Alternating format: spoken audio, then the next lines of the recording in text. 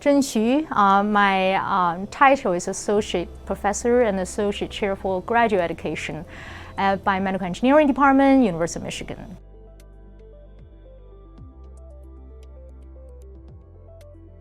So I came into University of Michigan for graduate school in 2001. Then ran into the group Charles Kane. And then he had a collaborator back then who was a pediatric cardiologist. So he came in one day and he just said, we really need a technology that can perform surgery, but real surgery.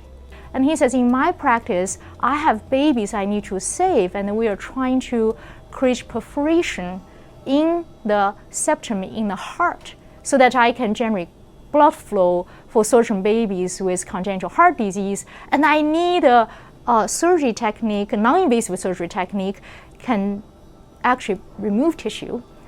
So when he said that, it just sounds so cool to me, right? Like it just seems like really trying to develop a cool technology, allow you to do real surgery, but without bleeding, without opening the patient up.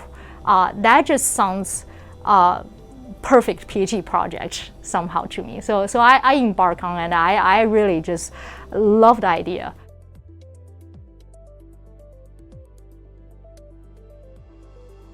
You know, it's a great idea, but how do you go about it, right? So started from there, and Charles had the idea, said, okay, we should try to look into cavitation. What I didn't know about the time is that cavitation has been a phenomenon for more than 50 years, but have been a phenomenon that people are trying to avoid for more than 50 years.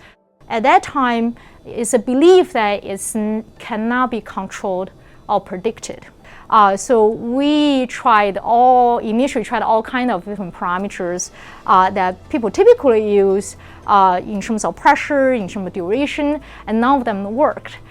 There's one day, there was one graduate student in the lab, and he was complaining about I was using some parameters and making his ear hurt, and because we were making sound due to the pulse rate we used.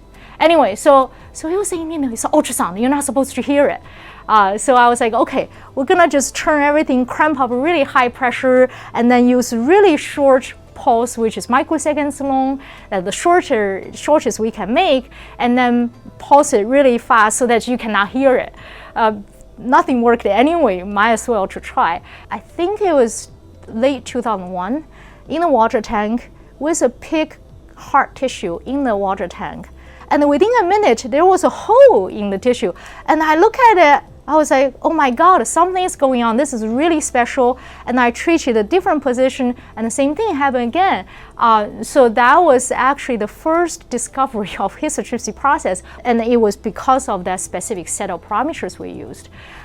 So that was the beginning. Then we started going back to understand what was happening with that set of parameters and made things special. That we started seeing tissue removal. I started seeing this very accurate tissue removal induced by ultrasound.